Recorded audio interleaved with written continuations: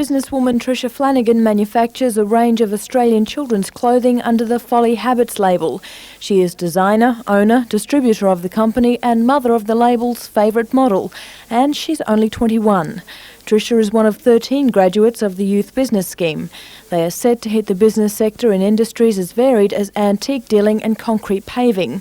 The new Minister for Education and Employment, Peter Baldwin, presented graduates with their certificates at the Lake Macquarie Council chambers today.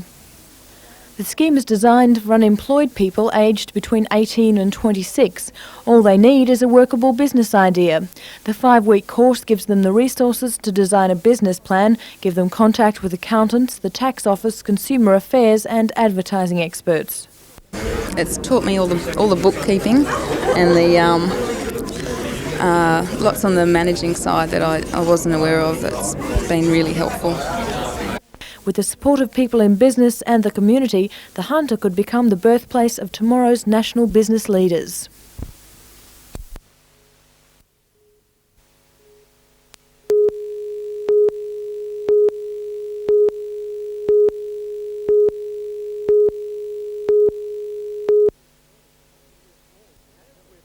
As with all things military, the truck-mounted maintenance shed will have to undergo extensive testing and evaluation. Even though it's built to the Army's own specifications, every aspect of it will have to be checked, first in the Queensland bush and then under laboratory conditions in Melbourne. They'll do a scientific and an engineering assessment of the shelter to ensure that it conforms precisely with the Army's requirements. The contract is worth $6 million to Varley's, but the company hopes it won't end there. It plans to produce a number of variations of the mini workshop to cover electronics as well as mechanical maintenance. We have a full intention to market it both domestically through organisations like OTC, Telecom, CSIRO for maintenance of their sensitive field equipment, but I also see an enormous market through our Pacific Rim neighbours. A major feature of the unit is a large air conditioner. Combine that with aluminium polyurethane sandwich construction and you have an ideal remote location maintenance facility. Anything that requires quite delicate calibration or quite sensitive maintenance needs a controlled environment to be worked in. While today's prototype was mounted on an Army Unimog, the standard shipping container dimensions and external fittings enable the shelter to be carried by a wide variety of vehicles, from semi-trailers to ships, fixed-wing aeroplanes and even helicopters. The company should know in 12 weeks how the Army feels about its work so far and hopes to commence a full construction schedule without delay.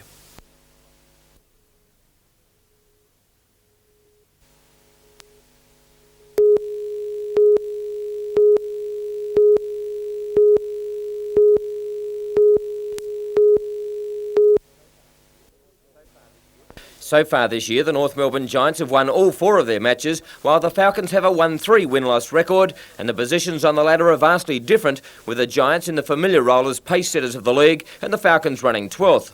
On those statistics, you would pick the visitors as warm favourites, but in the past 2 years, North Melbourne have left town without a win, being surprised on both occasions by a youthful and aggressive Falcons outfit. Tonight's game should also be close, and Giants coach Bruce Palmer has great respect for Ken Cole's kids. They're a very tough team to play on their home court. It's a great shooting gym, and they practice and live in here virtually. So, and they're a very good team. They're young and enthusiastic and well coached, and it's going to be a real test for us this weekend. One, getting past this game, and then we've got a good game again tomorrow, East Side. So. Scott Fisher will again be difficult to control at both ends of the court, and there's plenty of experience in the camp with boomers Wayne Carroll and Ray Borner. For the Falcons, they will have the shackles off, according to Coach Cole, with a more physical game being played to try and turn around last week's disappointing performances. Cole said today that he wants his big men mean and hungry, and Michael Johnson and his other shooters to blaze away. A full telecast of this match tomorrow night in Saturday Night Shootout.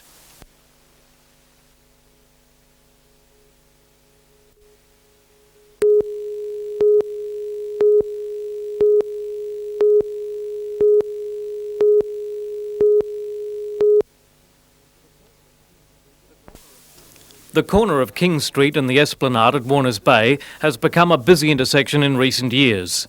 It's now set to become the focal point for development in the shoreside suburb. The existing restaurant building, real estate office and bottle shop are to be demolished and a 5-level building put in their place. Lake Macquarie City Council has approved the application by local developer David Groves to build the facility, which will feature 6 strata title shops on the ground floor. The upper floors will house a new restaurant, a function room and a 33-room motel, each room with views to the lake. The building cost is approximately $2.75 million. On top of that, each of the shops to be strated, and the motel operator will have to fit out their own spaces, so the total project value could rise to something like $4 million. Council has made a number of concessions to get the project up and running. It's relaxed its floor space ratio limits, agreed that 48 car parking spaces are sufficient, and allowed the new building to exceed the height code by 5 metres. With expressions of interest running high even before the building work has begun, the project looks set to be a financial success. Demolition of the existing buildings is expected to start early next year. The total project building time between 12 and 18 months. John Church, NBN News.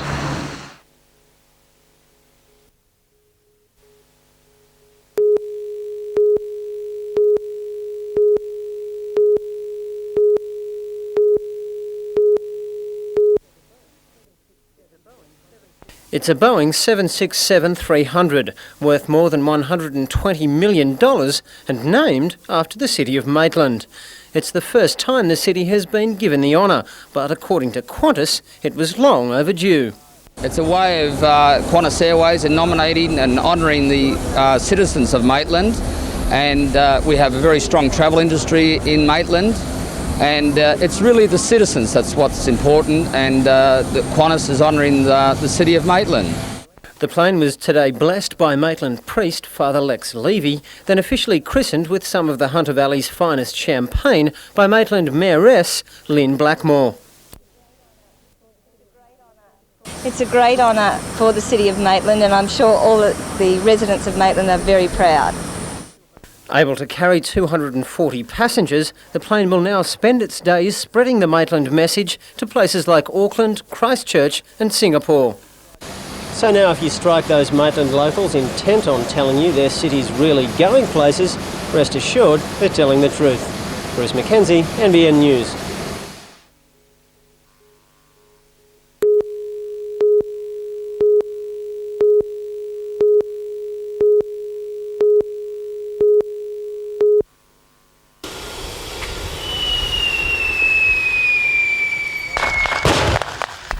.130 Signals Squadron is going all out to impress visitors on Saturday. It's the base's first open day and they want to make a lasting impression. Coordinator Lieutenant Greg Thompson says it's an attempt to remind the people of Newcastle that they do have an army base right on their doorstep. Not many people, even at Stockton, even know that Fort Wallace is what it's about, what they can see here. And definitely in the Newcastle area, people just don't know what Fort Wallace is.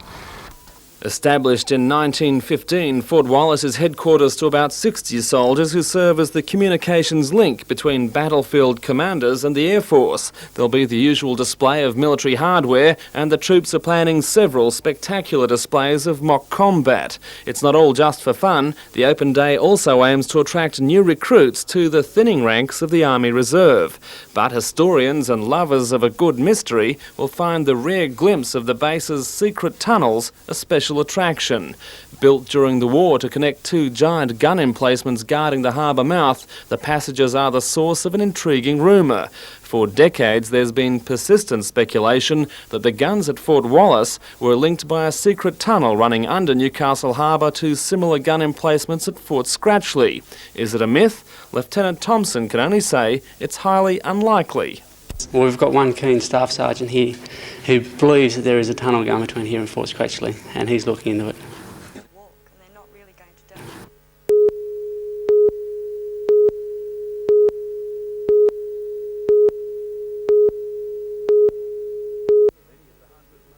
Many of the Hunter's most influential business leaders appeared at this morning's briefing. It's one of 8 hosted by the Hunter Economic Development Council in a drive to produce a regional economic strategy. Guests were told that the Hunter needs a big picture to link individual projects to an overall policy of growth. It's an idea that will have to overcome considerable scepticism. The Development Council has appointed economist Jenny Roberts to inspire the community to find a vision of the Hunter for 10 or 20 years to come. If we want to get somewhere with our city and with our region, then we have to think about where we want to go or we won't get there. The Hunter's progress has been fairly slow over the last few years, and to really make success we have to plan it and know how to get there and know when we've got there. We need a vision. The Development Council will now host workshops and briefings to gather ideas to prepare a social and economic blueprint for the future.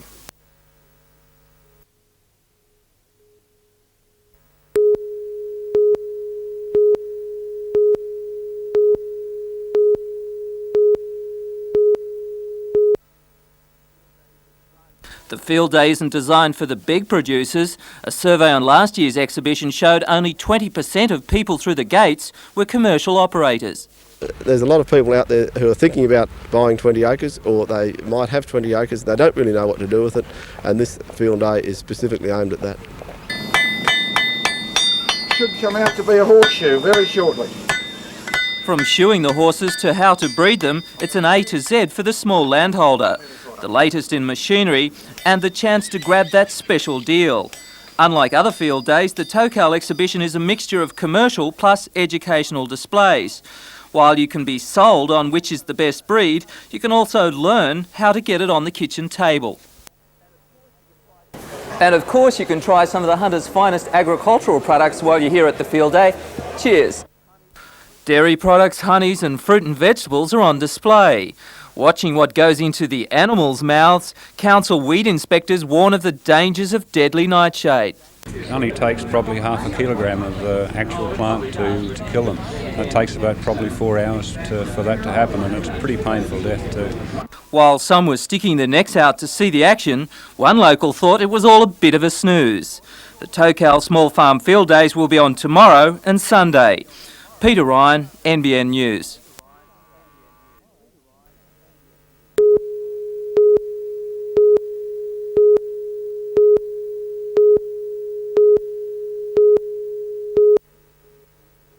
Peter Johnston is a man with the weight of Newcastle resting squarely on his shoulders.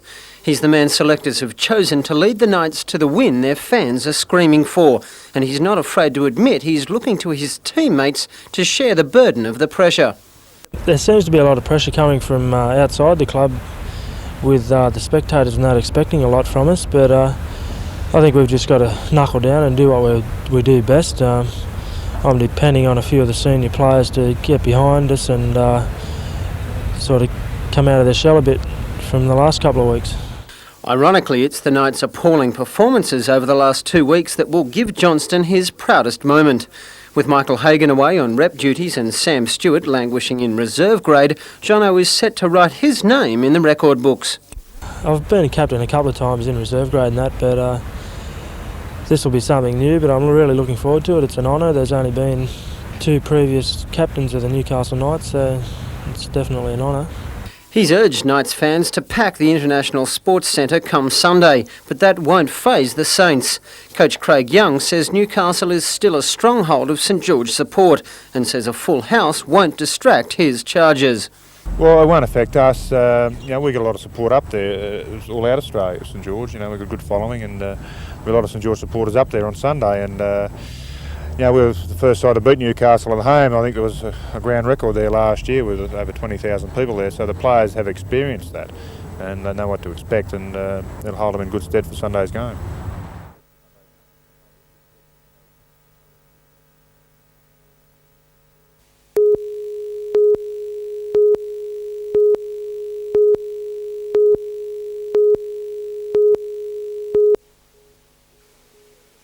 This stone circle dominating the Salisbury Plains skyline has been forever shrouded in mystery. Scientists believe the formation of stones was either built as a religious monument or a seasonal calendar. The theory, though, that Neolithic man brought the stones on rollers and rafts 4,000 years ago has been shattered by these two scientists. They say they have proved the blue centre stones were in fact brought not by man, but by glaciers around 400,000 years earlier. The idea that ancient man put all these stones on rafts in South Wales and brought them by human transport must now, we feel, be accepted to be a myth. It was a very nice story, but it's time that we accepted the evidence that they were brought by glaciation. Under the supervision of English Heritage, the scientists removed cores from the stones, which they x-rayed and mineral tested. The results were remarkable. The scientists believe a vast glacier covered the area. As it moved slowly eastward over the centuries, it carried the stones with it, until it reached Salisbury Plains, where it melted and deposited the stones. There is perhaps an understandable reluctance to change what has taken volumes to reach, but clearly, while having exercised minds for centuries, Stonehenge will not divulge its secrets so easily.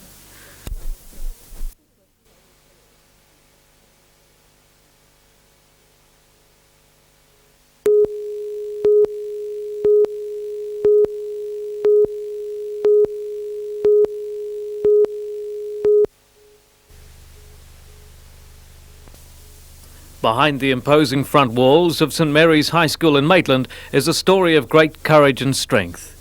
Belinda Hamilton was 9 years of age when she was suddenly struck with Friedreich's ataxia, a rare hereditary condition. It's seen her muscles degenerate so that she can no longer write. Walking is impossible, even holding her head up can be tiring. But spend a few moments with Belinda and you soon forget her disability. She's accepted by her fellow school friends and treated just like any other teenage school girl. Well, Belinda's a very friendly girl. She is able to live a pretty normal life in spite of the fact that she has the disability, and we're very proud of her. In just a few days, Belinda is set to make history as the second only wheelchair-bound Rotary Exchange student.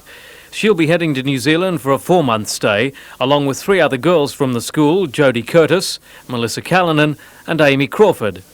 And they all agree Belinda is a special person to take on this kind of challenge. I think she's very brave for going on her own without her parents and, not knowing anybody.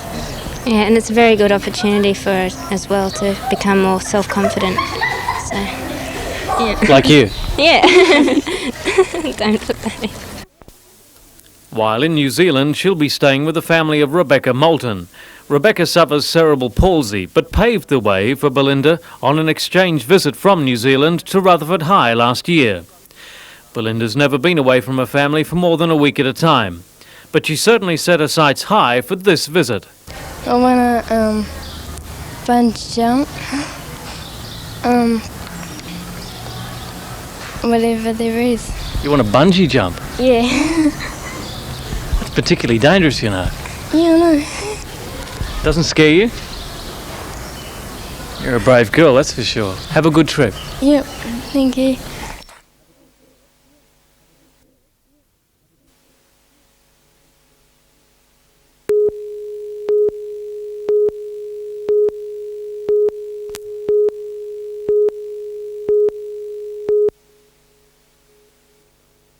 In June 1987, Henny Penny became the major sponsor of the Newcastle Knights for 3 years, with the option of a further 3 at the end of this season. Today, Kathy Steggles, Joint Managing Director of the local firm, said Henny Penny won't be taking up that option and the relationship with the Knights would stop at the end of this season. Ms Steggles said they'd enjoyed their involvement very much and will continue a lower profile relationship with the Knights. Henny Penny poured nearly $500,000 into the Knights' coffers in the past 3 years and spent countless thousands servicing the account. However, Ms Steggles said it's been a worthwhile venture.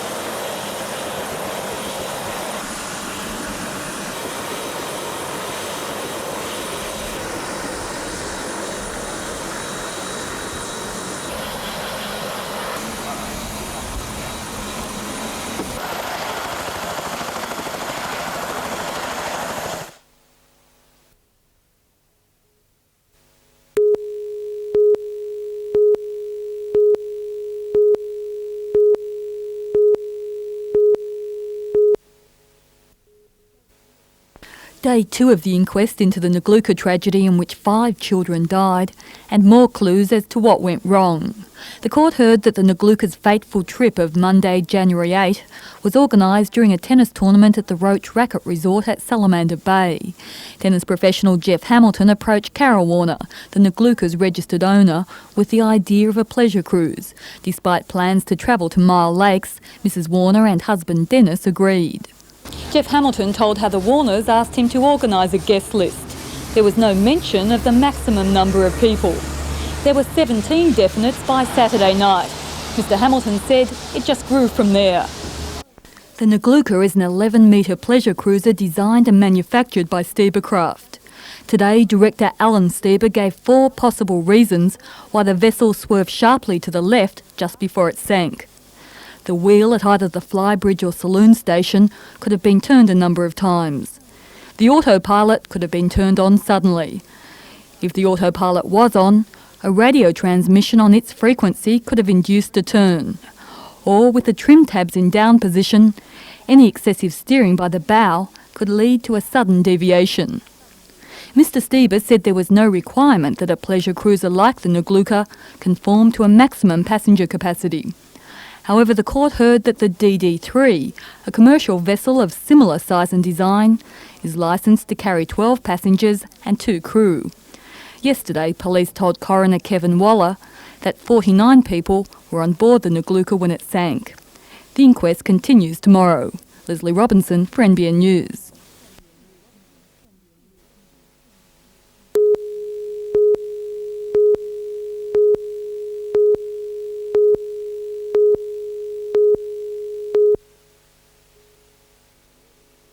More than 600 Hunter school teachers attended a Federation meeting at the Newcastle Police Youth Club. Unlike country venues who are linked to the metropolitan meetings by Sky Channel, the Newcastle meeting was attended in person by senior Federation officials. Members voted on 11 matters put forward by the Federation Council, rejecting the state government's pay offer.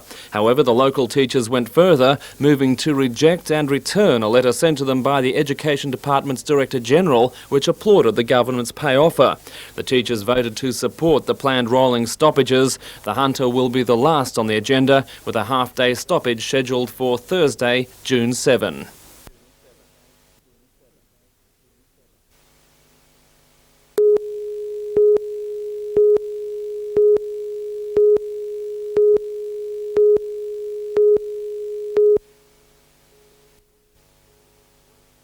According to the students, the teachers couldn't have picked a better time for a strike. Perfect autumn weather guaranteed the classrooms would be empty. The Department of Education estimates 98% of secondary school students and 93% of primary students took the day off. What do you think about the teachers going on strike today? Good. It doesn't worry you having a day off? No, should have more of them. Do you think the teachers deserve 15% pay rise? I don't know. So you're not really interested in what they're doing today? No. We just on a day off. While the beaches were brimming with school children, picture theatres recorded a 1,000% increase on usual weekday trading. Amusement centres too were overloaded. For some youngsters, though, there was nowhere to go. Today, the Charlestown Vacation Centre entertained 50 children whose parents simply couldn't arrange supervision. According to the group, the strike could have left many children in danger. I'm sure there are some older age children, maybe in their late primary age group or early high school age group, who would have been left to their own devices and they would have had to find either a sympathetic neighbour, or they would have stayed home, watched television or played around. But there would have been some children certainly at risk. But tomorrow, though, it's back to school for the Hunter's 70,000 students. Peter Ryan, NBN News.